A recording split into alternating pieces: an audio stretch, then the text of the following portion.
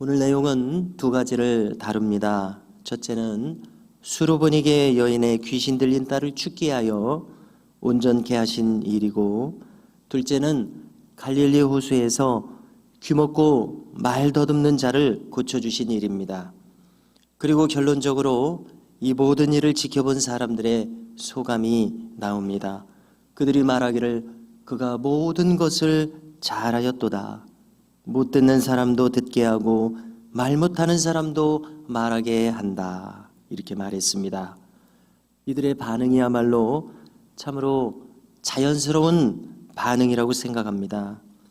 일반 대중의 때묻지 않은 순수한 반응입니다. 그러나 이들과 비교해 볼 때 성경에 능통하다고 하는 바리새인들의 반응은 이처럼 순수하지 않았습니다. 그들은 예수님을 인정하지 않습니다. 악령의 힘을 빌어서 이런 일을 한다고 곡해합니다. 그들의 심령은 이미 순수함과 거리가 있기에 모든 것을 곡해하고 거부하고 있습니다. 만일 그들도 어린아이들과 같이 순전한 마음을 상실하지 않았었더라면 이 과거에 엘리야 선지자가 행한 것을 다시 행하는 것과 같은, 엘리야 선지자가 다시 임한 것과 같은 이 이적을 믿고 하나님께 영광을 돌렸을 것입니다. 이미 구약 성경에도 수많은 이적들이 있으므로 믿을 만도 하건만 그들은 한사코 예수님과 그 사역을 거절하고 있었습니다. 그들의 동기와 그들의 저변에 깔린 생각이 무엇인지 참으로 의심스러울 뿐입니다. 그래서 여기서 다시금 3세기의 유명한 교부 터툴리안의 신학적인 경구를 떠올리게 됩니다. 그는 참 놀라운 말을 했는데요. 불합리하게 믿는다, 이런 말을 남겼습니다. 그래서 이 말을 좀 더 이해하기 쉽게 풀어서 생각을 한다면은, 하나님은 전능하신 분이십니다. 창조주 자신이십니다. 그렇기 때문에 하나님께서 하실 때에 창조적인 역사가 나타납니다.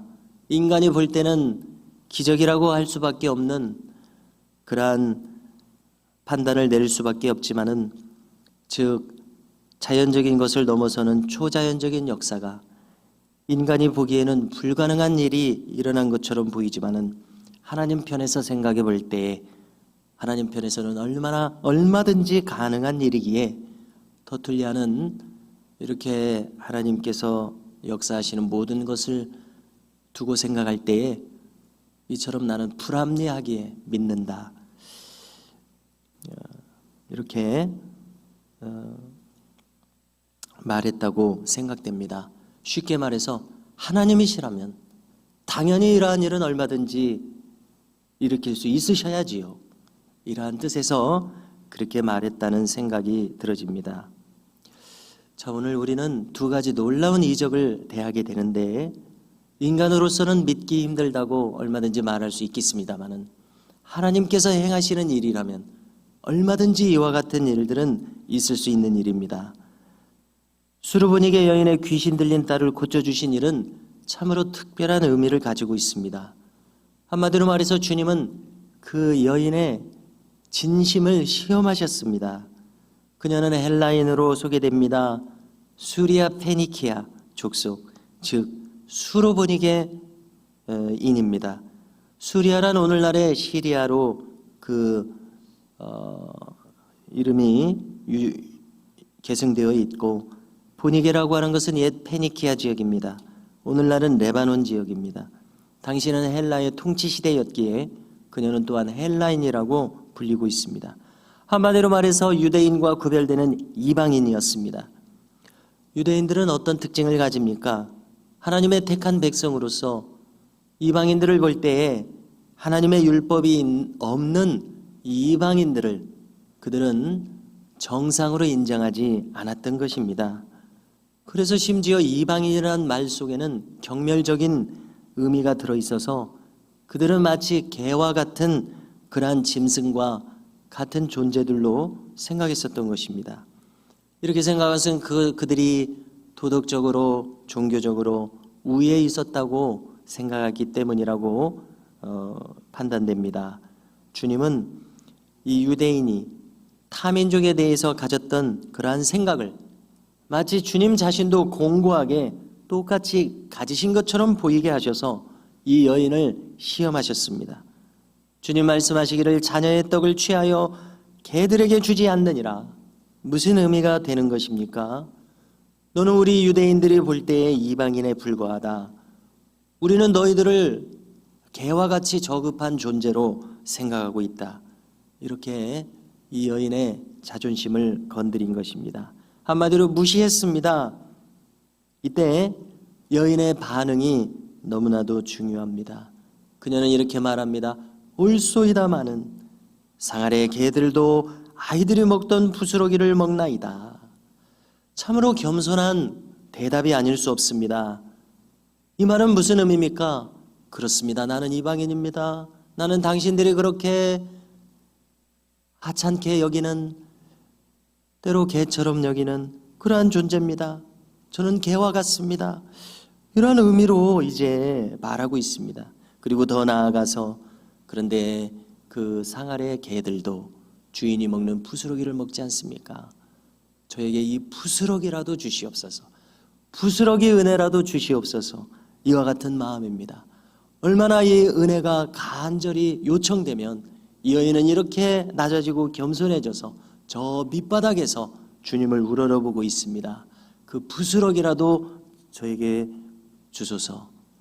참으로 간절하고 겸손한 이 여인의 마음을 엿볼 수 있습니다. 주님 보실 때에 그녀의 믿음은 참으로 놀라운 것이었습니다. 그래서 주님은 이렇게 대답하시지 않습니까? 이 말을 하였으니 돌아가라. 귀신이 내 딸에게서 나갔느니라. 이 말을 하였으니 그녀의 마음을 인정하신 것입니다. 그녀의 자존심을 건드려서 그녀의 마음이 진실한지 시험해 보신 주님께서 그녀가 그처럼 겸손한 반응을 보이셨을 때 이 말을 하였으니 돌아가라. 마태복음에서는 내 믿음이 크도다. 크도다. 우리가 메가톤이라는 말을 쓰고 있는데 메가라는 헬라어를 쓰고 있습니다. 메가톤급 믿음이다. 폭발적인 믿음이다. 크고도 큰 믿음이다. 이렇게 칭찬하셨습니다. 왜 이런 믿음을 가지게 되었습니까? 그녀의 간절한 마음이 이런 믿음을 가지게 했습니다. 이런 큰 겸손이기도 합니다. 이런 마음을 갖게 되었습니다. 그래서 혹 우리의 일상 속에서 극한의 어려움을 때때로 만날 수 있습니다. 그것은 우리의 믿음이 순수한 믿음이 되게 하시려는 주님의 깊으신 뜻이 거기 있음을 우리는 이 본문을 통해서 헤아리게 됩니다. 또 다른 사건이 나오고 있죠. 거기서부터 이제 주님은 발걸음을 옮기셔서 남쪽에 있는 시돈을 거쳐서 이제 갈릴리 동편을 돌아서 데가볼리 지방은 갈릴리 동남부에 있습니다. 요르단강 동편에 있습니다. 그래서 이 데가볼리 일부를 지나서 갈릴리 호수로 돌아오셨을 때에 이 일이 있었습니다. 귀먹고 말 더듬는 사람, 이 사람을 사람들이 데리고 왔습니다. 안수해달라고 요청했을 때 주님은 이 사람을 무리들 밖으로 한적한 곳으로 데리고 가셔서 아마 제자들 정도만 볼 수 있는 상황 속에서 두 귀에 손가락을 넣으셨습니다. 그리고 특이한 한 가지는 침을 뱉으셔서 혀에 손을 대시며 말씀하시는 대목입니다. 참으로 일반적이지 않는 상황입니다. 왜 꼭 이렇게까지 하셔야 했는가? 참으로 궁금한데요. 우리가 주님을 뵙고 여쭤봐야 될 것 같습니다. 왜 이렇게까지 하시는지. 아무튼 특이한 행동이 아닐 수 없습니다. 아무튼 이렇게 하심으로써 즉시 귀가 열리고 혀가 풀려서 말이 분명해졌다고 전합니다. 사람들은 이제 그 경고하셨음에도 불구하고 이 놀라운 일을 널리 전파합니다. 그리고 말합니다. 그가 이 모든 것을 잘하였도다. 보지 못한 사람이 보고 듣지 못한 사람이 듣게 하는도다. 말하지 못하는 사람이 말하게 하는도다. 그렇습니다. 주님께서는 우리의 수많은 문제들, 어려운 문제들을 친히 알고 계십니다. 그것을 통하여 그 문제들을 통하여 하나님의 역사하심을 우리에게 나타내시기를 원하고 계십니다. 이 병자들을 고치신 것, 한편으로 봤을 때 창조주의 창조적인 역사입니다. 또 더 깊이 생각해 본다면 이러한 생각이 가능할지 모르겠습니다.